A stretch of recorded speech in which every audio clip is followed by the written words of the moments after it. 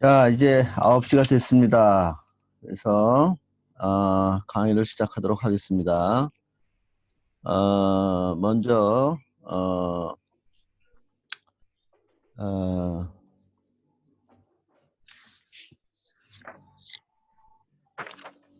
그 화상 강의 이 줌 다 켜고 들어오신 것으로 이제 아는데 혹시 제 목소리 다 들리세요? 네. 네. 네, 잘 들립니다. 예. 그리고 제가 오늘 아침에 연구실에 나와서 지금 강의를 하는데 이 주말이라서 그런지 이 공사를 하네. 혹시 공사 소음 들리세요 지금? 안 들리세요? 예. 네, 다행입니다. 오늘 첫 시간이어서 화상 강의에 대한 일단 안내도 하고 또 출석도 시험 삼아 부르고 교재도 이제 말씀드리고 여러 내용을 전달해야 됩니다. 그래서 본론에 들어가기 전에 다소 서론이 좀 길 수가 있습니다. 그래서 처음에 전달 사항을 잘 이제 전달해 드릴 테니까 좀 시간이 좀 길더라도 처음에 안내를 좀 드리도록 하겠습니다.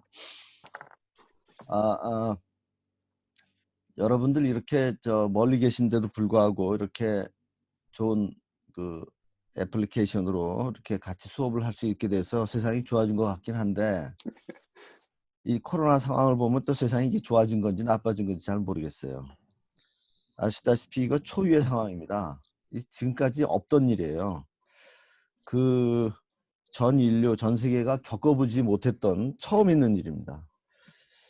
저도 처음이고요. 여러분들도 다 마찬가지일 겁니다. 저희 숭실대도 마찬가지입니다. 그래서 이게 전부 다 지금 당황스럽고 어떻게 될지 몰라요. 사람한테 닥친 문제뿐만이 아니라 동시다발적으로 다 닥친 문제거든요. 그래서 여기에 적응하고 대응하고 준비하고 고민하는데 좀 시간이 걸릴 수밖에 없습니다. 적절한 방법 찾기 위해서 이것저것 좀 대안을 찾기 위해서 좀 이렇게 헤맬 수밖에 없고요.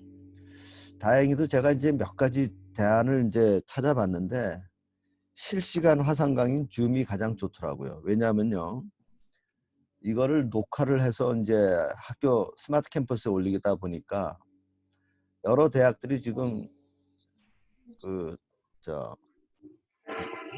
컴퓨터가 다 나가버렸어요. 시스템이. 왜냐하면은 동시에 모든 강의에서 모든 학생들이 다 들어오다 보니까 이거를 견디지 못하는 거예요. 그런데 줌은 이거 뭐 학교 시스템으로 들어간 게 아니라 뭐 인터넷으로 들어가기 때문에 그건 뭐 큰 문제가 없고 또 제가 연습을 해보니까 굉장히 시스템이 괜찮습니다. 그래서 PPT로 보여드릴 수도 있고 또 제가 이 판서를 할 수도 있고 또 여러분들하고 양방향으로 할 수도 있고 채팅도 할 수도 있고 또 지금 녹화가 되고 있습니다. 녹화가 되고 있어서 나중에 이제 여러분들이 놓친 부분이 있으면 다시 들을 수도 있고 그래서 괜찮습니다. 아무래도 실시간 화상 강의를 진행함에 있어서 몇 가지 이제 양해사항을 좀 드려야 될 것 같은데요. 우선 전달력이 좀 떨어질 수밖에 없습니다. 그래서 여러분들이 제 목소리가 잘 들리는지 확인해야 됩니다. 아무래도 이게 육성이 아니라 마이크하고 스피커 켜놓고 하는 거기 때문에 또 강의실에서 PPT 스크린에 띄워놓는 게 아니라 컴퓨터로 하는 거기 때문에 또 화이트보드에 쓰는 게 아니라 한서하는 거기 때문에 전달력이 많이 떨어집니다. 그러니까 여러분들 좀 양해를 좀 해주시기 바라고요. 또 다른 양해사항은 좀 시작하는데 시간이 좀 걸리고 불편합니다. 그래서 단톡방에서 URL 받고 줌으로 들어오고 이게 좀 불편할 수 있는데 보통 이제 많은 질문들이 왜 이메일 안 쓰느냐 또 학교에서 공식적으로 사용하는 단톡방인 코스모스라든지 문자 같은 거 왜 안 사용하느냐 질문이 있습니다. 근데 아시다시피 이메일은요 제가 여러 번 한꺼번에 다 확인하는데 굉장히 오래 걸려요. 시간이 걸리고요. 또 코스모스라는 그 앱은 수강생들이 잘 안 봐요. 그런데 단톡방 카톡은 다 봐요. 그리고 동시에 모든 사람들을 한꺼번에 볼 수가 있어요. 또 파일도 보낼 수가 있고 그래서 화상 강의의 가장 효율적이라는 것을 알 수 있습니다. 그래서 제가 단톡방을 쓸 수밖에 없고요. 한 가지 단점이 있어요. 단톡방이 여러분들 프라이버시가 좀 공개될 수가 있습니다. 근데 이제 수강생들끼리 에티켓 지켜서 서로 다른 사람들의 프라이버시는 가급적 좀 지켜주시기를 서로 좀 유의하시기 바랍니다. 화상 강의가 이제 출석을 실시간으로 부를 수 있다는 게 장점입니다. 그래서 제가 별도로 출석 확인할 필요가 없어요. 문제는 이거 수강생들이 좀 싫어하더라고요. 저 다른 학교 줌 쓰는 거 보고 해보니까 이 학생들끼리 이제 이 대화방 같은 걸 보니까 화상 강의할 때 교수들이 출석 부를 때 굉장히 불편하다 그러더라고요. 특히 얼굴 보여주고 그런 게 불편하다 그러는데 방 안에서 부스스 세수도 안 하고 이제 화면에 자기 얼굴 나가고 하는 게 이제 싫다 이거죠. 충분히 이해가 됩니다. 그럼에도 불구하고 저는 가급적 여러분들이 카메라를 켜고 자신의 모습을 보여주셨으면 하는 것이 제 희망입니다. 그 이유는 다음과 같습니다. 첫째, 수업이라는 게 이게 인격적인 만남이에요. 제가 단순히 강의 내용만 전달하는 게 아니거든요. 그게 아니라 여러분들에게 전달하고 여러분들 얼굴빛 보고 질문하고 여러분들이 대답하고 또 모르는 것은 질문하고 필요하면 여러분들도 의견을 저한테 주시는 거고 이게 투웨이 양방향 인격적인 만남입니다. 어차피 여러분들 수업하면 강의실에 들어올 거 아니겠습니까? 뭐 아바타 세워둘 게 아니잖아요. 강의실에 실시간으로 실물인 인격이 들어오시는 거 아니에요. 그리고 그때 뭐 얼굴 복면가왕처럼 복면하고 들어오시는 거 아니지 않습니까? 수업 시간에. 그러니까 카메라로도 여러분들 얼굴 보여주는 게 저는 큰 문제가 아닐 수 있다고 생각합니다. 정 불편하시면 우리 윤준철 부장님처럼 모자 쓰고 있는 거 좋습니다. 이거 멋있어요. 그런 건 좋은데 그런 건 오케이입니다. 그러나 얼굴 보여주시고 목소리 들려주시는 걸 너무 불편하게 생각하지는 말아달라. 수업이라는 게 이제 그런 거다. 두 번째는 제가 왜 이러냐면요. 강의를 듣기 위해서는 어느 정도 긴장감이 있어야 됩니다. 저도 화상 강의 하지만 저 스스로 굉장히 긴장감을 유지하려고 노력합니다. 그래서 왜냐하면 제가 만약에 최소한의 긴장감 없으면요. 실제로 수강생이 현장에 없어서 게을러질 수 있고요. 또 수업의 성의를 다하지 않을 수도 있습니다. 그래서 제 스스로를 약간 좀 긴장감 있게 유지하려고 합니다. 여러분도 그렇게 해주시기를 바랍니다. 왜냐하면은 강의실에 들어오고 교수와 다른 수강생들이 현장에 있다고 생각하면요. 불필요한 행동이나 생각을 자제할 수가 있어요. 수업에 집중할 수가 있습니다. 그래서 여러분들도 물론 집에서나 또는 편한 카페에서 강의 들을 수 있습니다. 그렇지만 이게 만약에 긴장감이 떨어지잖아요. 그러면은 잠이 들 수도 있고 집중 못할 수도 있습니다. 그래서 스스로 경계해 주신다는 의미에서 카메라 켜고 줌으로 들어오시기를 제가 기대합니다. 이제 어떻게 이제 실제로 줌 화상 강의를 할지 말씀드리겠습니다. 먼저 가급적 오늘처럼 강의 시작 15분 전에 제가 이제 URL을 보내드리면 들어와서 준비해 주시기 바라고요. 그 왜 15분 전에 하느냐?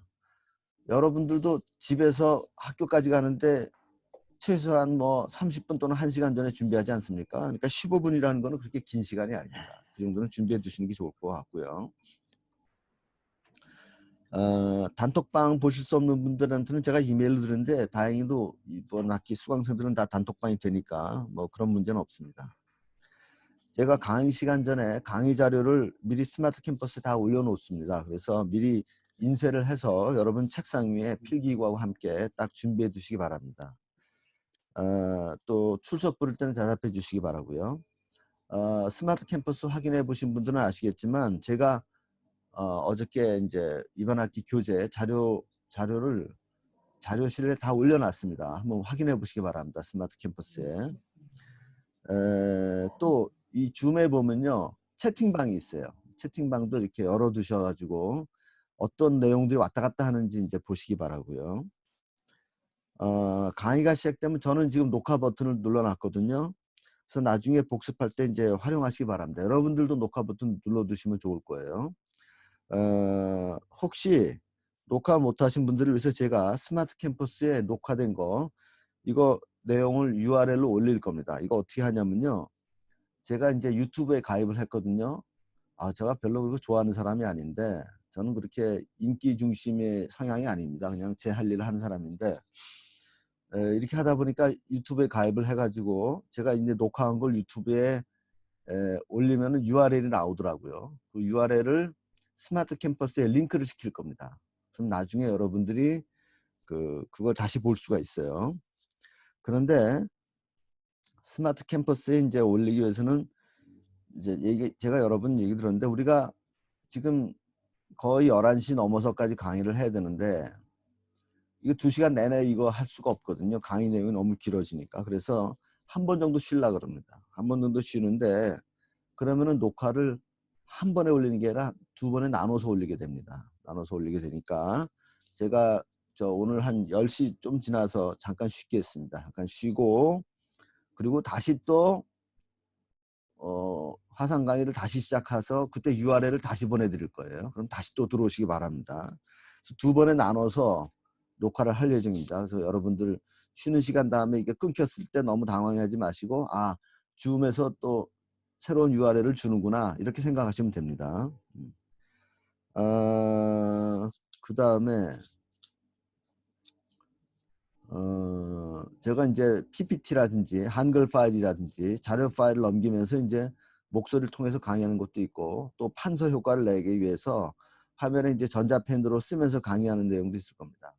그러니까 잘 집중하시기 바라고 한쪽에 이제 노트를 준비하시면 될 것 같습니다. 자, 그러면 이제 본격적으로 줌을 통해서 화상 강의를 시작하겠습니다. 그 전에 혹시 뭐 질문 있으면 해주세요. 화상 강의에 대해서 질문 있으면 같이 해주시고 그 내용을 뭐 혹시 지금 나누실 분 있으면은 좀 이렇게 나눠봐 주신다든지 그 사이에 뭐 어떤 내용들이 다 줌에 그럼 됐고요. 오케이. 그러면은 제가 여러분 모습을 보면서 이제 출석을 한번 부르겠습니다. 어제 수강 신청 전정이 모두 끝나서 출석부가 나왔습니다. 제가 그 출석부를 보면서 한번 출석을 부르도록 하겠습니다. 고한, 대답을 스피커를 열어주세요. 고한, 김기년, 네. 김기홍, 네. 김학군, 아까 들어오신 분 오디오 연결이 잘 안 되시더라고요. 잠깐만요. 김학군, 아까 들어오신 것 같은데 여기 보이네. 김학군, 손 들어보세요. 그럼 김학군, 됐습니다. 김희중, 배경석, 예. 선수미, 윤준철, 네. 이정근, 네. 준영,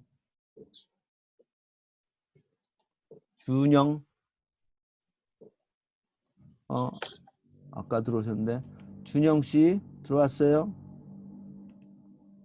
준영 여기 들어오신 것 같은데 혹시 들어오셨으면 잘 안 들림 제 말이 안 들리면 채팅이라도 해주세요. 준영 씨 손. 준영. 네, 잘 들려요. 진국영. 네. 천준호. 오케이. 최규동. 팽빙. 정호. 그 다음에 나머지 두 분은 뭐 수강생은 아닌데 청강하시는 분들인데 혹시 잘 들리나 해서 확인만 해주시기 바랍니다. 박래준, 그 다음에 노수민. 됐습니다. 이제 다 수업에 잘 들어오신 걸 확인됐고,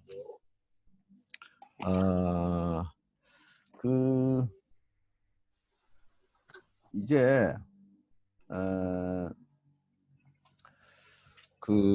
저희가 개강이 3월 16일 날 했어요. 이번 주 월요일 날 해가지고 이 코로나 사태 때문에. 그래서 원래는 3월 말까지 이 화상 대면 강의를 못하게 했어요. 이 코로나 확산을 방지하기 위해서. 그래서 이제 이렇게 화상 강의를 하는데 3월 말까지 이게 연장됐어요. 그래서 4월 11일까지로 연장이 됐습니다. 그래서 일단 4월 10일까지 연장되는데 그때 가봐서 또 봐야 돼요. 일단 4월 11일까지는 무조건 화상 강의를 해야 됩니다. 그래서 이제 여러분들 요 3월 말을 넘어서 4월 중순까지는 이건 갈 것 같고요. 그런데 이제 첫째 주하고 둘째 주를 놓치지 않았습니까? 개강을 늦게 하는 바람에 3월 첫째 주하고 둘째 주. 요 내용은 제가 나중에 동영상을 이런 식으로 해가지고 이걸 이제 강의한 걸 가지고 스마트 캠퍼스에 올려놓을 겁니다. 그러면 그걸로 이제 보강을 할 거예요. 그럼 여러분들이 이제 그거를 나중에 들으시기 바랍니다. 예. 자, 그러면은 이제 오늘 먼저 이번 학기 강의 계획서를 보면서 말씀 좀 드리도록 하겠습니다. 이제 제가 강의실을 띄워놨는데 이게 보이시죠? 네. 그렇죠. 이제 이게 이 줌이 장점이 파일이 다 보이는 거거든요. 이번에 강의 계획서는 제가 이제 여러분들한테 이미 스마트 캠퍼스 올려놨는데 제가 이제 강의자, 저는 이제 조성봉이고요. 저는 제 소개를 하게 되면은 저는 오하이오 주립대학에서 경제학 학위를 했습니다. 그리고 산업조직론, 법경제학, 미시경제학, 규제 이런 쪽을 전공을 했고요. 그 다음에 이제 제가 이 에너지, 전력, 가스 이런 쪽하고 관련을 맺게 된 것은 제가 이제 졸업하기 한 1년 전에, 학위 받기 1년 전에 거기에 연구기관에, 학교에 소속된 연구기관에 있었습니다. 그게 NRRI라고 National Regulatory Research Institute입니다. 그게 뭐냐면 미국의 규제 관련 연구기관이에요. 미국의 PUC가 이제 나중에 우리 수업할 때 자세히 말씀드리겠습니다만은 미국에는 PUC라고 있습니다. Public Utility Commission. 이 Public Utility Commission이 주마다 하는 게 하나씩 있어요. 주마다 하나씩 있는데 그것의 연합체가 이제 워싱턴 DC에 있습니다. 나룩이라고. 그것의 연구기관입니다. 그 연구기관이 이제 오하이오 주립대학 안에 있어서 제가 거기서 이제 연구를 했었죠. 그때 연구를 하면서 규제 관련, 에너지 관련 규제에 대해서 배웠습니다. 그래서 전력, 가스 뭐 이런 거에 대해서 그때 많이 배웠죠. 그러다가 이제 졸업을 해서 한국에 와서 그게 계기가 돼서 에너지경제연구원에 들어갔습니다. 그래서 에너지경제연구원에서 제가 7년 일을 했고요. 에너지경제연구원에서 제가 전력팀에 있었습니다. 그러면서 우리나라 전력산업 구제 개편 그런 쪽에 일을 많이 했고요. 그 다음에 제가 한국경제연구원으로 가서 한 10년 일했습니다. 그래서 여기 숭실대에 온 거는 굉장히 늦게 왔습니다. 2012년에 와서 제가 이제 숭실대에 왔고요. 여기 와서 이제 제가 이 에너지 스쿨이라는 프로그램을 제가 만들었죠. 그래서 에너지 관련 기업들 석박사 프로그램을 만들었습니다. 그러면서 이제 이 프로그램 만들면서 이 강의 과목도 한국 에너지 정책, 글로벌 에너지 이슈 분석 이런 것을 다 만들었습니다. 이게 저에 대한 소개고요. 제 전화번호는 여기 다 나와 있습니다. 제 사무실 전화번호, 그다음에 휴대전화번호 다 있습니다. 제가 휴대전화번호까지 공개한 이유는 어차피 카톡에서 다 알 수는 있겠지만 여러분들이 필요하시면 언제든지 연락하셔도 좋다는 뜻입니다. 그리고 문자라든지 카톡을 통해서 급한 내용은 저한테 전달해 주시고 또 혹시 질문도 여기를 통해서 해주셔도 좋습니다. 제 연구실은 새로 지은 건물, 학교 입구에 보면 까만색 건물이 있습니다. 숭실대 입구역 전철 지하철역 입구역에서 나오자마자 보면은 왼쪽에 까만색 건물이 신축 건물이 보이는데 거기 504호고요. 제 이메일이 여기 나와 있으니까 이메일로 연락해 주시면 되고요. 제가 오피스 아워는 금요일 10시부터 12시입니다. 근데 이제 대부분 분들이 이제 직장인 분들이기 때문에 쉽지 않을 거고 혹시 이제 평일날 또 이제 다른 날 시간을 내서 저한테 면담하고 싶으시고 뭐 질문하고 싶으시면은 미리 이메일이나 또는 문자 또는 카톡으로 저하고 약속을 해주시기 바랍니다. 제가 굉장히 좀 바쁩니다. 학교 안에서 또 학교 바깥에서 일이 많아서 이게 바쁘기 때문에 미리 약속을 해주시면 제가 여러분들하고 면담을 잘 할 수 있을 것 같습니다. 한국의 에너지 정책은 교재가 따로 없습니다. 그 이유는 우리나라 에너지 정책에 대해서 이렇게 체계적으로 쓴 교과서가 없어요. 그 교과서가 참 쉽지가 않은 게 우리나라 에너지 정책이 이번 학기 이제 강의를 통해서 말씀드리겠습니다만은 참 이 교과서적이지가 않습니다. 이게 참 아주 독특하고요. 원칙도 없고요. 그래서 이거를 어떻게 교과서로 만들기도 어렵고 그렇다고 그냥 뭐 실제 있는 벌어지는 내용 그대로 쓰다 보면 이게 교과서라기보다는 아주 무슨 현장 고발 무슨 뭐 고백서 같은 게 되기 때문에 그냥 뭐 교과서가 없습니다. 그래서 그 대신에 제가 이번 학기 여러분들한테 제가 느끼는 우리나라 에너지 정책의 문제점 이런 걸 그냥 그대로 있는 그대로 다 얘기할 겁니다. 오피셜하게 우리나라 에너지에 대해서 제대로 좀 그냥 뭐 공식적으로 쓴 내용을 보면은 이게 업데이트가 잘 안 되긴 하는데 산업부에서 산업통상자원 백서가 있습니다. 이게 이제 에너지 편이 따로 있는데 이게 2017년, 18년에 대해서 쓴 게 있는데 요걸 한번 보시기 바랍니다. 요거 제가 올려놨고요. 산업부 홈페이지에도 있고 제가 어저께 스마트 캠퍼스 자료실에도 올려놨습니다. 그 다음에 주요 계획이 있어요. 뭐 3차 A기본 에너지 기본계획, 8차 전력수급 기본계획, 9차는 지금 만들고 있죠. 13차 장기전력가스 수급 기본계획, 4차 신재생 에너지 기본계획. 요거 4차인데 이게 고쳐야 되겠네요. 5차가 나왔습니다. 그래서 제가 5차를 올려놨습니다. 그러니까 그렇게 알고 계시면 될 것 같고, 그 다음에 정부의 에너지 정책 자료가 있습니다. 뭐 대선 공약도 있고 100대 국정과제도 있고 산업부 환경부하고 대통령 업무보고 한 거 있습니다. 산업부 최근에 업무보고 내용도 제가 올려놨습니다. 올해 2월 달에 한 내용도 올려놨고요. 그다음에 뭐 미세먼지 종합대책이라든지 그다음에 신고리 오리고기 건설 재개 방침과 에너지 전환 로드맵이라든지 이런 게 있고요. 그다음에 또 이제 재밌는 게 외부에서 우리나라 에너지 정책을 어떻게 보느냐. 근데 최근 게 없습니다. 최근 건 없고 옛날 게 좀 있어요. 2012년제라고 하는데 IEA에서 컨트리 리포트가 있어요. 컨트리 리포트가 있는데 에너지 폴리시스 오브 IEA 컨트리즈 해가지고 우리나라 게 있습니다. 이거 보면은 아주 적나라하게 우리나라 에너지 정책에서 비판적으로 썼습니다. 상당히 저도 의견을 같이 하는데 이거 보면 객관적으로 외부에서는 우리나라 정책 이렇게 보고 있구나. 여러분들도 그렇지가 한번 보시기 바랍니다. 그래서 이번 학기 강의 목표는 우리나라 에너지 정책의 주요 특징에 대해서 검토를 할 거고요. 우리나라 에너지 정책 관련 제도 및 시장 특성에 대해서 한번 조망할 거고 우리나라 에너지 산업의 역사, 발전 단계를 이해하는 데 초점을 둘 겁니다. 여러분들이 제일 이제 관심을 기울이시는 게 이제 성적 어떻게 매길 거냐. 출석은 10%고요. 시험은 90%입니다. 제가 뭐 이거는 매년 똑같기 때문에 새롭게 말씀드릴 건 없는데 그래서 시험 성적은 중간고사가 30점 만점입니다. 중간고사가 30점 만점이고 기말이 60점 만점이에요. 그리고 중간고사하고 기말고사를 합하게 되면은 고점수하고 기말에다가 1.5 곱한 거에 큰 거를 택합니다.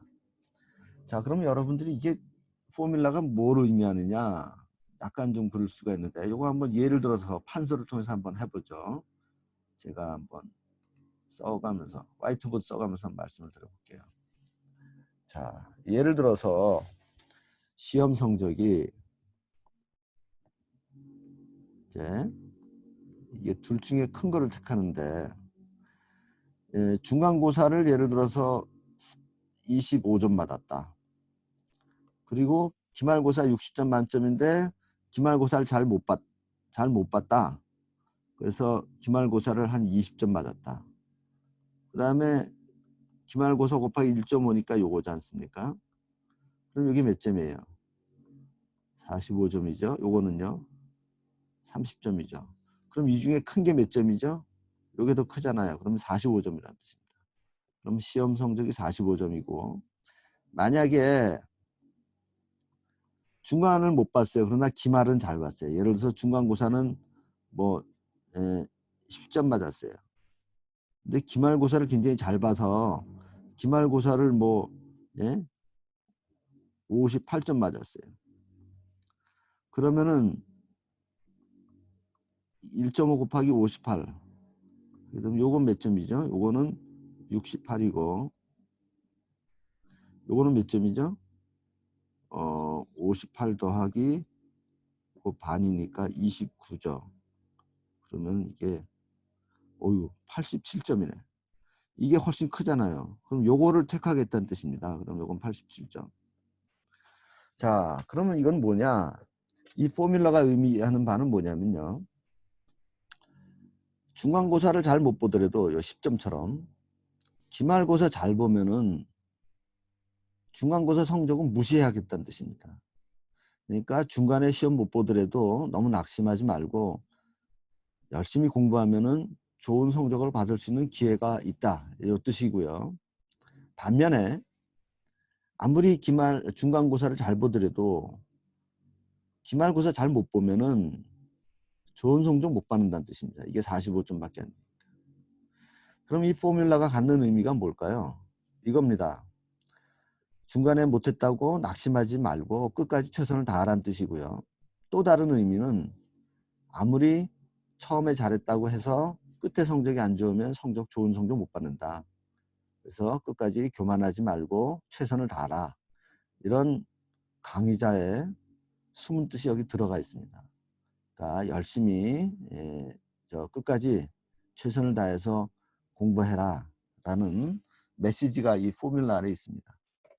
그래서 이제 그렇게 돼 있고요. 일단 판서는 이제 이렇게 하고 그러면 다시 우리 강의 계획서로 돌아가면은 문제는 지금 놓쳤어요.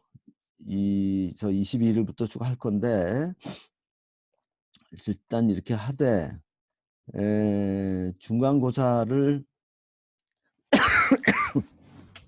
여기 뭐 4월 13일 날 계획인데 그건 가봐야 할 것 같아요. 그래서 그때 만약에 어려우면 중간고사는 좀 늦추도록 해야 될 것 같습니다. 그리고 이 중간중간에 여기서 안 되는 거는 이 4월 요 보강을 해서 동영상 올려놓는 걸로 이제 대체하도록 하고요. 그 다음에 이제 기말고사 일정은 뭐 가급적 지키도록 하겠습니다. 6월 20일. 물론 이전에 코로나 사태라든지 이런 것이 전부 다 이제 다 해결돼서 우리가 이제 서로 만나뵐 수 있다는 거를 전제로 하는 거죠. 자, 이런 식으로 해서 이제 강의 계획서에 대해서 그 말씀을 드렸고요. 혹시 여기 대해서 무슨 뭐 질문이 있다든지 그러시면 혹시 한번 좀 해주시기 바랍니다. 질문 없으세요? 지금 이 자료가 올라가 있습니까? 어디에? 요 강의 계획서요. 예. 스마트 캠퍼스에 올려져 있습니다. 예. 예, 또 좋습니다. 또 강의 또 질문해 주세요.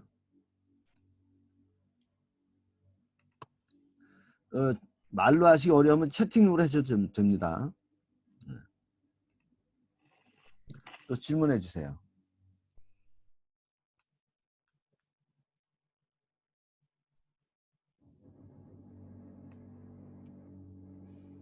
다 괜찮습니까? 네. 자, 그러면 본격적으로 이제 수업 들어가도록 하겠습니다. 아까 말씀드린 대로 오늘 한 10시 이후에 잠깐 쉬고요. 오늘 강의는 뭐 11시 지난 다음에 한 11시 에서 11시 5분 사이에 마치는 걸로 하도록 하겠습니다. 제가 해보니까요. 화상 강의가 의외로 많은 양을 할 수가 있더라고요. 왜냐하면은 실시간 그 강의실에서 강의하는 경우에는 강의자가 돌아다니고 출석 부르고 왔다 갔다 하고 그 시간이 깨지는데 이거는 앉은 자리에서 그냥 계속 클릭하면서 강의하기 때문에 또 PPT로 하기 때문에 이게 PPT가 굉장히 빨리 넘어가거든요. 그래서 실제로 강의 내용이 많기 때문에 한 2시간 정도 하는 걸로 하도록 하겠습니다. 자, 그러면은 이제 또 PPT를 올려놓고 첫 강의를 이제 시작하도록 하겠습니다.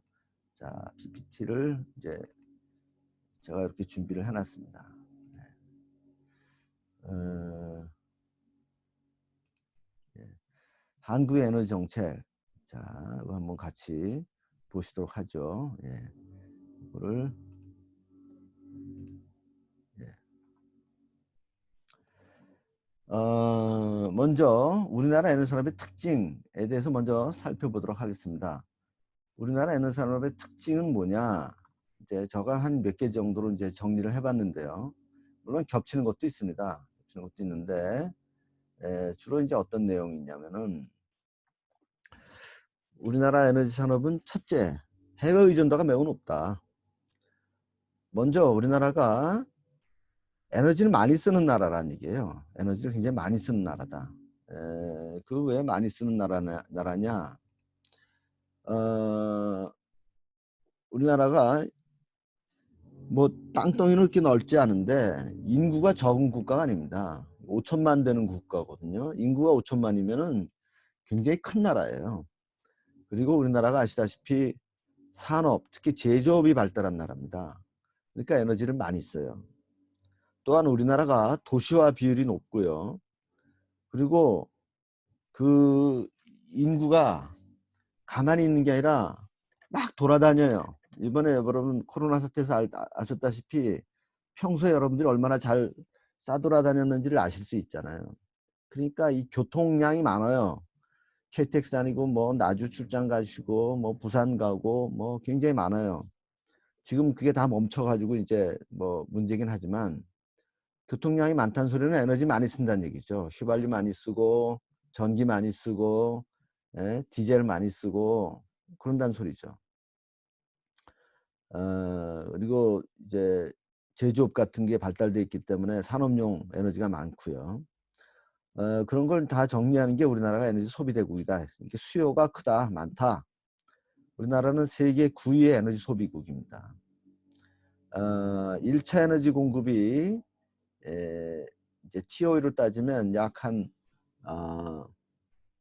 3억 7,500만 TOE 정도 됩니다. 3억 7,500만 TOE 정도 되는데요. 여기서 뭐 잠깐 말씀 좀 드려보죠. 여기서 1차 에너지가 무슨 뜻이죠? 1차 에너지. 우리 지난 학기에 배웠죠. 1차 에너지가 뭔지. 1차 에너지는요. 자연 상태에서 일단 그 공급되는 에너지 형태를 가지고 우리가 분류를 하는 겁니다. 우리가 최종적으로 쓰는 게 아니라. 그러니까 전력은 1차 에너지가 아니에요. 혹시 여기서 번갯불을 그대로 집에서 받아다가 쓰시는 분 있어요? 못 봤잖아요. 집에서 물을 수력 같은 거를 그냥 집에서 물레방아 돌려가지고 쓰시는 분이 있으세요? 없잖아요. 그다음에 그 원자력 같은 거 집에서 쓰시는 분은 없습니다. 전부 다 그런 건 대부분 2차 에너지, 전력이나 또는 열로 환산해서 여러분들이 에너지를 씁니다. 근데 그런 거는 2차 에너지라 그러고, 그러니까 한번 가공된 에너지, 1차 에너지를 가지고 한번 가공한 에너지를 2차 에너지라 그러고, 1차 에너지는 그 전에 그거에 대한 내추럴한 형태로 공급되는 형입니다. 그래서 1차 에너지고요. 그래서 주로 1차 에너지 그러면은 기름, 오일, 그 다음에 석탄, 그 다음에 가스, 수력, 원자력, 그 다음에 뭐 재생에너지 이런 종류로 우리가 이제 구분이 가능하죠. 그게 3억 750만 정도 TOE 정도 된다는 얘기죠. 여기서 TOE가 뭐냐? 요거를 좀 알아야 될 것 같은데 TOE에 대해서 잠깐 설명드리죠. 그럼 잠깐 판서를 해보면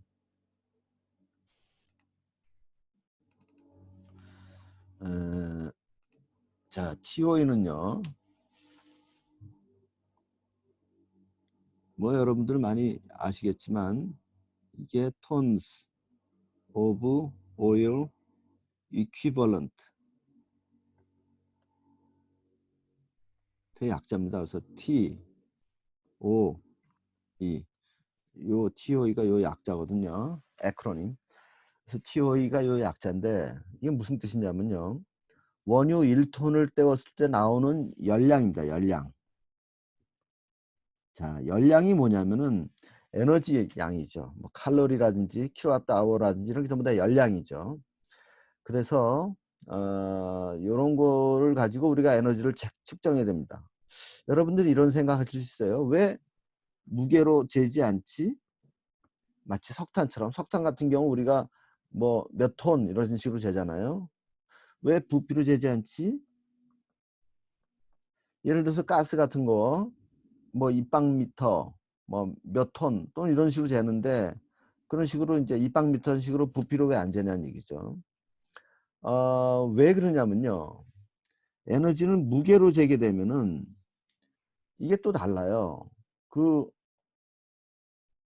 무게하고 부피하고 또 다 단위가 다르기 때문에 이게 통일된 열량, 통일된 에너지로 환산이 불가능해요. 서로 비교하기가 어렵다는 얘기죠.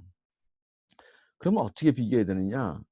결국은 그 열량이 사람들한테 쓰이는 거기 때문에 그 무게가 됐든 부피가 됐든 그 열량이 얼만큼 사람들한테 기여를 하느냐가 에너지가 인류한테 기여하는 바이기 때문에 직접적으로 그 열량을 에너지량을 재서 비교하자는 얘기죠.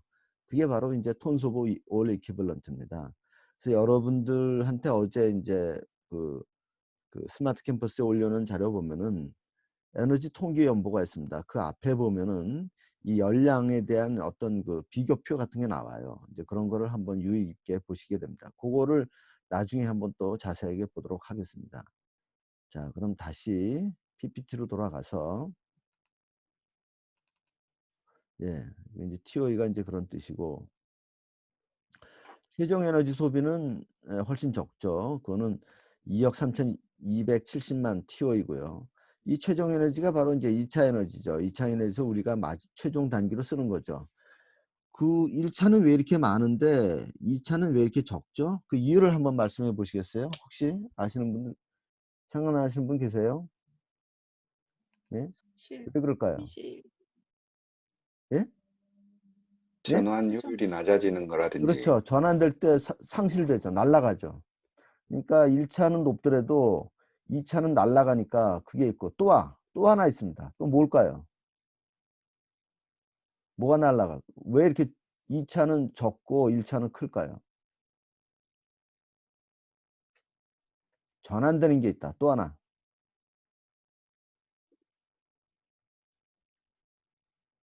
이게 굉장히 중요한 포인트. 이거 시험 문제 낼까요? 네. 네? 아, 내라고 손실되는 아마 아시는 분 같은데. 부분도 있을 것 같은데요. 예? 손실이요. 아, 손실은 아까 우리 그 전환율로 같이 들어가는 걸로 보시나요? 손실은 얘기됐고 손실 말고 예를 들어서 송전 손실, 그 다음에 태우면서 날아가는 거 그런 건 다 포함됐단 말이죠. 예, 그거 말고 또 뭐 왜 이렇게 차이가 나냐는 얘기죠. 열량이.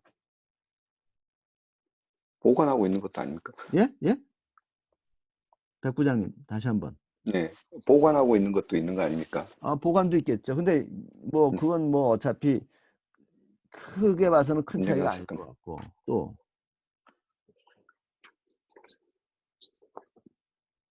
또 뭘까요? 1차 에너지에는 포함되는데 2차 에너지에는 안 포함되는 게 하나 있죠.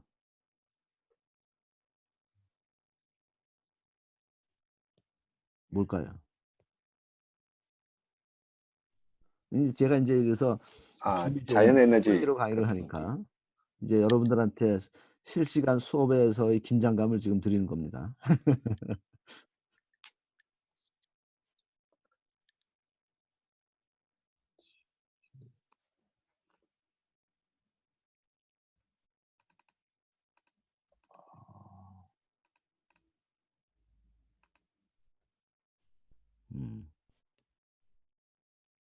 뭐가 있을까요? 제가 이제 말씀드릴게요. 에너지가 아닌 형태로 공급되는 1차 에너지가 있어요. 나중에 에너지 형태가 아닌 걸로 들어가는 게 있어요. 뭐가 있죠? 석유화학 제품이 있지 않습니까? 그러니까 1차 에너지로는 우리가 원유를 수입을 했는데 그 중에 상당 부분이 2차 에너지로 공급이 안 돼요. 예를 들어 어떤 게 있어요?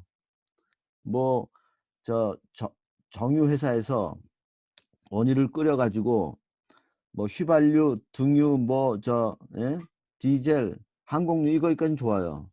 그런데 나프타 같은 거 크래킹 해가지고 석유화학 제품으로 쓰인다든지, 그럼 플라스틱으로 변환된다든지, 나일론으로 간다든지, 폴리에스터로 간다든지, 에틸렌으로 간다든지, 요새 뭐 화학 제품 알코올 뭐 이런 걸로 가는 거, 그거 다 없어진 거 아니에요. 에틸렌 뭐 이런 식으로 다 석유화학 제품으로 가는 거는, 이거는 2차 에너지로 가는 게 아니죠. 그래서 에너지라 표현은 됐지만 사실은 그거는 에너지가 아니라 연료가 아니라 뭐죠? 원료죠. 원료. 원료로 쓰이는 거기 때문에 이 차이가 거기서 많이 나는 겁니다. 자, 그래서 이 차이가 그런 데서 난다. 이런 말씀을 하나 드리고, 그 다음에 우리나라 1차 에너지 소비량은 세계 9위고요. 1인당도 세계 10위예요. 1인당도 상당히 많고요. 이게 이제 이거 보면은 저걸 알 수가 있어요. 우리가 이제 사실은 가계 부분에서 쓰는 거는 많지가 않아요. 이게 제조업이 많기 때문에 그렇고요. 가계, 우리나라 예를 들어서 1인당 전력 소비량이 많은 것처럼 보이지만 그게 이제 제조업 때문에 그렇게 보이고요. 실제로 가구에서 쓰는 거는 아직 선진국에 비해서 많이 모자랍니다. 미국이라든지 유럽 같은 데는 그 밥해 먹는 것도 주방에서도 이 전기 같은 거 많이 쓰고요. 그렇기 때문에 이제 가전제품도 많고, 그렇기 때문에 1인당 전력 소비량 같은 게 상당히 큰데, 우리나라는 주로 제조업에 몰렸기 때문에 커 보이는 것처럼 느끼지만 실제로 아직 보급률 같은 게 떨어지는 부분이 꽤 있죠. 원유 도입량, 우리나라가 원유 도입량이 세계 5위입니다. 어마어마하죠. 이제 우리나라가 다른 나라에 비해서 이걸 보면 아시겠지만 딴 거는 뭐 9위 뭐 한 10위 정도 되는데 원유는 뭐 5위 정도 돼요. 이게 이 얘기는 벌써 우리나라가 정유 산업이 굉장히 발달되어 있다는 소리죠. 그래서 하루에 1년에 지금 도입하는 그 원유가 2018년만 해더라도 100만, 1000만, 11억 1600만 배럴이에요. 2015년에 10억이 넘었어요. 10억 배럴 돌파했고요.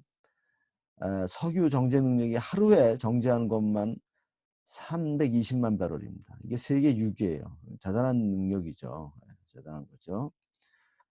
하루 도입량이 한 요거를 10억 배럴을 이상 되는 요거 11억 1600만 배럴을 요거를 1년 365일로 나누면은 306만 배럴 정도 되는데, 이거를 일렬로 세우면요 거리가 어느 정도 되냐면은 배럴, 이렇게 이제 배럴이 뭐냐면은 이 드럼통 같은 거 좀 작은 거거든요. 드럼보다는 좀 작지만 그거를 이렇게 넘어뜨려 가지고 그걸 일렬로 쫙 세우면은 그 거리가 고속도로로 따지면 서울서 부산 가고요. 다시 서울로 와서 또 다시 부산 가고 다시 서울로 와서 2번 왕복할 정도 됩니다. 하루에 수입하는 원유량이 어마어마한 양을 우리가 수입하고 있는 겁니다. 천연가스는 세계 7위고요. 그래서 아직 가스 보급이 이제 다른 거에 비해서 상대적으로 좀 원유에 비해서는 늦다는 얘기를 말씀을 드리고 싶고, 이게 이제 4,400만 톤이고, 원자력 에너지 소비량은 세계 4위입니다. 그러니까 우리나라가 원자력 대국이죠. 석탄 소비량은 세계 7위고요. 전력 소비량은 세계 9위. 전력 생산량은 세계 10위. 천연가스 소비량은 세계 18위. 풍력에너지는 26위. 바이오 생산량은 21위 정도 됩니다. 문제는 이런 1차 에너지를 대부분 해외에서 수입을 해요. 우리나라에서 보유하고 있는 1차 에너지 보유 현황은 가스가 조금 있고요. 지금 동해 울산 앞바다 동해 유전에서 조금, 동해 가스전에서 조금 나와요. 뭐 많지는 않고요. 그다음에 무연탄이 조금 있고요. 아직 저 강원도 그 태백산맥 있는 데서 이제 무연탄 좀 있고요. 신재생, 뭐 풍력, 태양광 뭐 그런 게 좀 있고요. 그다음에 순수입 에너지가 차지하는 비중이 94%입니다. 이게 2018년 기준입니다. 그런데요, 이게 예전에는 좀 많이 높았는데 많이 그나마 옛날에 97%, 98% 이렇게 됐는데 많이 좀 떨어진 거예요. 수입 액수로 돈으로 따지면은 이게 1조 4,590 아니야 1,459억 달러입니다. 1,459억 달러고요. 전체 수입액의 약 한 27.3%입니다. 근데 이게 많이 준 거예요, 비중이. 2014년에는요, 액수도 훨씬 컸어요. 그때는 741억 4천만 달러였어요. 그때는 거의 한 3분의 1, 수입액의 3분의 1은 에너지 수입액이었습니다. 이렇게 대부분을 상당 부분 다 수입했고, 또 전체 뭐 공산품이라든지 농산품 다 수입하는 것 중에 3분의 1이 에너지 수입이었다는 뜻이죠. 근데 왜 이렇게 비중이 줄고 액수도 줄었을까요? 이거는 유가가 떨어진 게 결정적입니다. 이 유가가 2015년부터 떨어지기 시작했거든요. 그래서 지금 뭐 여러분들 뭐 외신에 잘 아시다시피 국제 유가가 엄청나게 떨어졌어요. 뭐 어저께 잠깐 오르긴 했는데 워낙 떨어지는 폭이 커가지고 지금 20불대입니다. 지금 국제 유가가 40불대만 하더라도 그렇게 높은 게 아닌데 30불대, 지금 20불대죠. 그 이유는 뭐 보도에 의하면은 사우디하고 러시아가 이제 그 서로 기싸움 하느라고 기름값이 이제 막 생산량이 늘어나는 바람에, 게다가 최근에 뭐 코로나 사태로 전 세계 수요량은 떨어졌는데 생산을 그렇게 해대니 기름값이 떨어질 수밖에 없죠. 자, 요거는 WEC에서 이제 발표한 건데요. 에너지 인디펜던스 2014년에 발표한 건데 에너지 그 자립성이죠. 자립성에 대한 자료입니다. 그 지표인데 우리나라가 이게 이제 0이면은 자립성이 뭐 중간 정도 되고, 이 플러스면은 굉장히 높은 거고 마이너스면 이제 낮은 건데, 여기 보시면 노르웨이 같은 나라가 거의 뭐 에너지 독립성이 제일 높고요. 꼴찌가 무슨 뭐 몰타 같은 데인데 우리나라는 거의 이게 뭐 꼴찌에 가깝습니다. 굉장히 독립성이 떨어지죠. 뭐 독일, 영국, 우크라이나 이런 쪽도 뭐 좋지는 않고 차이나도 뭐 마이너스긴 한데 우리나라는 그게 굉장히 심합니다. 자, 그렇기 때문에 우리나라는 해외 에너지 여건에 굉장히 민감하게 반응을 합니다. 그래서 해외 에너지 굉장히 여건이 굉장히 민감한데 그 몇 가지 사례를 한번 들어볼게요. 국제 유가 상승이 우리나라의 2011년하고 2013년 전력 부족 사태와 어떤 관련이 있는가 한번 이거 살펴보도록 하겠습니다. 이거는 이제 뒤에 이제 나오는데, 이 자료 뒤에 나오는데 그걸 미리 좀 해보죠. 여기 제가 뒤에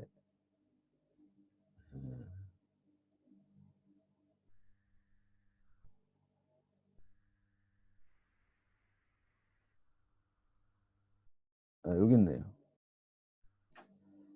요게 요 그림 이제 지난 학기도 몇 번 설명을 드렸는데, 이게 이쪽 수직축이 가격을 얘기하는 거고요. 이거는 행축은 연도를 얘기하는 건데,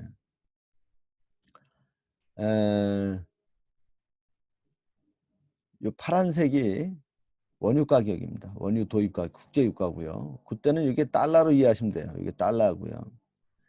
반면에 이 빨간 선은 전기요금이에요. 근데 요거는 원화, 요때는 요 원화 개념으로 이제 수치가 비슷하기 때문에 제가 오버랩 시켜놨습니다. 이게 전기요금이고, 요거를 또 물가 수준 나누면 실질 전기요금입니다. 실질 전기요금은 이렇게 되고. 자, 이게 무슨 뜻이냐면은 국제 유가가 이렇게 올라갔어요. 국제 유가가 그때 급격하게 올라갔는데 전기요금은 사실상 실질 요금으로 보면 떨어졌어요. 그러니까 국제 요금은, 에너지 요금은 전부 다 국제 유가가 올라가니까 다 올라갔는데 전기요금은 사실상 떨어진 셈이에요. 그러면 사람들이 전기를 많이 쓸까요? 적게 쓸까요? 엄청나게 쓰죠. 예. 에너지 요금이 올라가는데 전력은 오히려 싸졌으니까 전력으로 다 바꿨습니다. 그래서 그때 보면은 식당 같은 데서 보면은 이제 우리나라 사람들 앉아서 좌식으로 밥 먹고 하니까 따뜻하게 하는 온돌 같은 거 전부 다 전기로 다 했고요. 학교마다 시스템 에어컨 다 도입했고요. 그래가지고 전기 엄청나게 썼습니다. 심지어는 우리 부두 같은 데서 컨테이너 옮기는 엘리베이터 같은 것도 뭐 디젤을 썼는데 전기로 다 바꿨어요. 전기가 싸니까. 그러니까 전력 수요는 엄청나게 늘어났죠. 근데 전력 공급은 안 늘어났죠. 왜냐하면 이게 손해 보니까 누가 발전소가 늘리겠습니까? 전력 생산량을. 그리고 발전소도 안 늘어나고요. 그러다 보니까 전력 부족 사태가 온 거죠. 그러니까 제가 드리는 말씀, 국제유가 상승하고 우리나라 2011년, 13년에 전력 부족 사태는 관련이 있는 겁니다. 국제유가가 올랐을 때 우리나라가 거기에 이제 제대로 반응을 못하니까 해외 에너지 여건에 민감하게 이제 반응하는 거죠. 일본 원전 사고가 우리나라 도매 전기요금에 미친 영향, 이거 심각하죠. 이게 일본 원전 사고하고 도대체 우리나라 도매 전기요금하고 무슨 관련이 있느냐? 이게 관련이 있습니다. 어떤 관련이 있느냐? 아시다시피 2011년 3월인가요? 2월인가요? 그 후쿠시마 3월이 있죠. 후쿠시마에서 원전 사고가 났습니다. 물론 이제 그게 이제 동일본 대지진의 여파로 그 해일이 나가지고 그게 이제 후쿠시마 원자력 발전소를 덮치는 바람에 그게 이제 비상 발전기라든지 다른 발전기가 다 꺼지고 그러다 보니까 사용 해결료가 이제 수조 안에 있는데 그 수조에 있는 물을 돌릴 전기 펌프가 다 나간 거죠. 왜냐하면은 비상 발전기가 다 나갔으니까.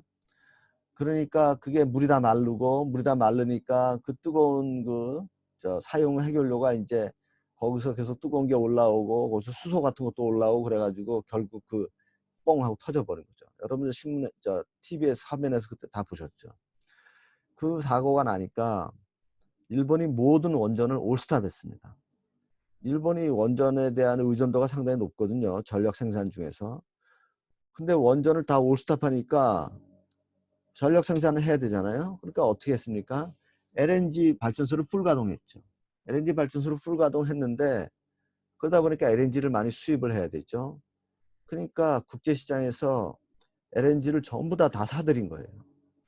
그러니까 LNG 현물 가격이 엄청나게 올라갔어요.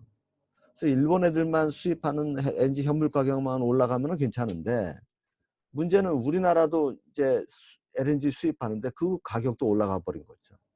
그러니까 우리나라 LNG 가격이 올라가니까 우리나라 발전소에서 생산한 전력의 생산비가 올라간 거죠. 그러다 보니까 전력 도매 시장에서 SMP, 시스템 마지널 프라이스.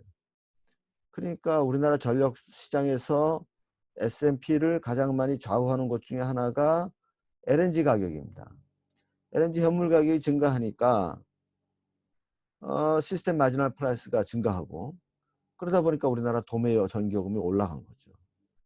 문제는 도매 전기요금이 올라가게 되면은 당연히 소매 전기요금도 올려야죠. 그래서 국민들 전기요금도 올려야죠. 당연히 원료값이 올렸으니까. 근데 그건 안 올렸다고요. 안 올렸으니까 바로 요 전력 부족 사태가 난 거예요. MB 때. 다음 우리나라 에너지 수입액이 2015년에 왜 급감했느냐. 이거는 바로 요거랑 관련돼 있죠. 이거 2014년에 에너지 수입액이 이게 1741억 달러였는데 지금은 확 줄었어요. 요거는 바로 유가 문제죠. 유가에 따라서 우리가 왔다 갔다 하는 거죠. 급감했죠. 그러니까 유가에 따라서 어떨 때는 뭐 거의 전체 수입액의 3분의 1은 에너지 수입액이지만 지금은 전체 수입액의 뭐 4분의 1 조금 넘는 수준이 됐죠. 우리나라에서는 좋은 거죠. 상당히 돈을 아꼈으니까. 좋은 거긴 하지만 이게 이렇게 급격히 왔다 갔다 하니까 상당히 우리나라는 해외 에너지 여건에 민감히 반응한다. 또 모르죠. 에너지 가격이 올라가게 되면 이게 3분의 1 정도가 아니라 뭐 거의 뭐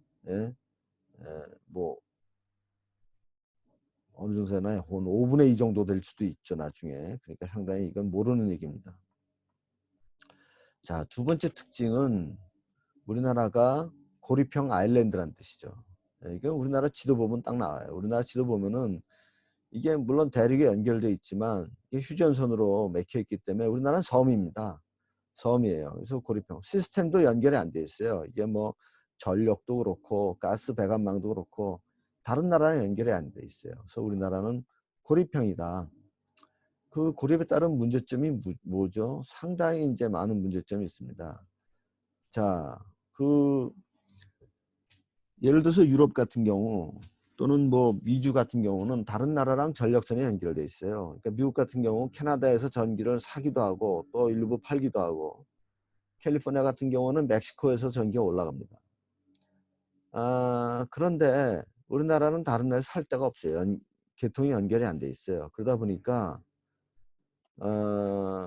우리나라 자체 내에서 다 해결해야 됩니다. 자체 내에서 다 해결해야 되기 때문에 이게 전원 구성이라든지 에너지 구성이 다를 수밖에 없어요. 상당히 독립성을 유지해야 됩니다. 급하면 다른 나라에서 이렇게 전력선 같은 게 연결되어 있으면은 전기 사오면 되는데 그렇게 못하죠. 가스 같은 거 파이프라인에서 이렇게 사오면 되는데 그렇게 못합니다. 그러다 보니까 굉장히 좀 독립성을 유지해야 돼요. 이게 전원 구성에 미치는 영향이 큽니다. 자, 우리나라에서 원전에 대한 그 원자력 구성비가 클 수밖에 없는 이유가, 원자력이라는 게 여러분 아시다시피 우라늄 원료를 가져오게 되면 상당히 오랫동안 보관할 수가 있어요. 그리고 그 양을 가지고 오랫동안 전력을 생산할 수가 있습니다. 그렇기 때문에 전력 생산을 굉장히 안정적으로 할 수 있는 장점이 있습니다. 원자력 같은 경우. 그래서 우리나라가 고립 아일랜드이기 때문에 원자력이 비중이 높을 수밖에 없습니다. 이제 우리 문재인 정부에서는 원자력 비중을 낮췄기 때문에 그런 면에서 약간 좀 에너지의 이제 스테빌리티, 안정성이 좀 떨어진다고 볼 수가 있죠. 다른 나라 같은 경우에는, 예를 들어서 독일 같은 경우에는 전력 수입을 프랑스에서 많이 하기 때문에 재생에너지라든지 이런 데 많이 의존할 수가 있어요. 그리고 자기네 원전을 좀 덜 돌려도 되고 폐쇄를 할 수도 있습니다. 근데 우리나라 같은 경우는 그렇게 하다가는 약간 문제가 생길 수가 있죠. 그렇기 때문에 이 전원 구성 같은 데 이제 유의할 점이 많다. 그런 걸 우리가 말씀드릴 수가 있죠. 물론 대륙하고 연결되어 있기 때문에 잠재적으로는 우리가 뭐 철도라든지 도로라든지 심지어는 뭐 전력망도 연결은 가능합니다.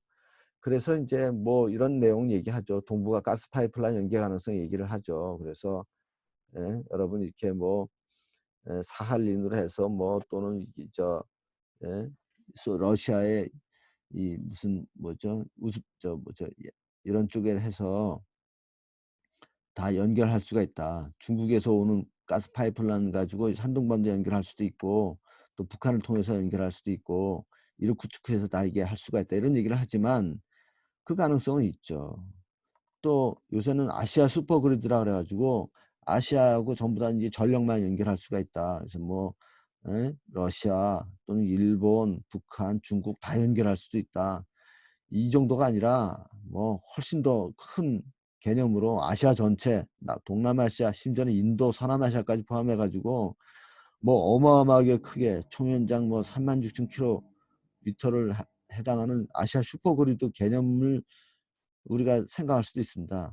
뭐 꿈은 다 꾸죠. 이렇게 할 수도 있지만 현실적으로 이게 쉽지가 않죠. 이거 하게 되면은 뭐 정치적으로 여러 가지 난관을 다 해결해야 됩니다. 그래서 그 가능성은 있지만 여전히 지금으로서는 굉장히 요원한 상태다. 그 다음에 그렇지만 우리나라의 장점은요, 우리나라가 반도 국가입니다. 그래서 해상 수송 네트워크는 개방돼 있어요. 우리나라가 이제 반도기 때문에 삼면이 바다기 때문에 해상으로는 다 열려 있습니다. 그래서 우리나라 주요 에너지 설비는 전부 다 해안가에 있습니다. 그래서 보시면은 뭐 주요 정유회사, 정유소, 뭐 울산, 여천, 그다음에 뭐 서천, 서산, 뭐 이런 거 전부 다, 인천, 이 전부 다, 그다음에 발전 설비 전부 다 바닷가에 있잖아요. 웬만해서는 다 바닷가에 있습니다. 그러니까 잠재적 전력 뭐 이런 거, 주요 에너지 설비는 전부 다 우리나라 보면은 바닷가에 있습니다. 왜냐하면은 연료나 이런 것이 전부 다 해상에서 바다를 통해서 들어오고요. 또 이 바다 근처에 있어야 냉각수 문제가 해결되고, 또 무거운 중장비라든지 또는 발전 설비 같은 게 무겁지 않습니까? 원자로라든지 보일러라든지 발전기라든지 이런 거를 바다를 통해서 들어올 수가 쉬우니까 전부 다 바닷가에 주로 있는 거죠. 네. 물론 잠재적으로 우리가 북한과의 에너지 협력을 얘기할 수가 있습니다. 요 얘기는 우리가 이제 좀 더 해보죠. 우선 잠깐 쉬도록 하겠습니다. 여기까지만 일단 먼저 하고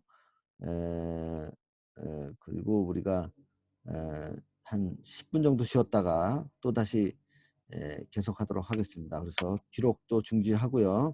여러분 제가 10시 한 10분쯤에 다시 URL 보내드리고 다시 또 들어오도록 하겠습니다. 잠깐 쉬도록 하겠습니다.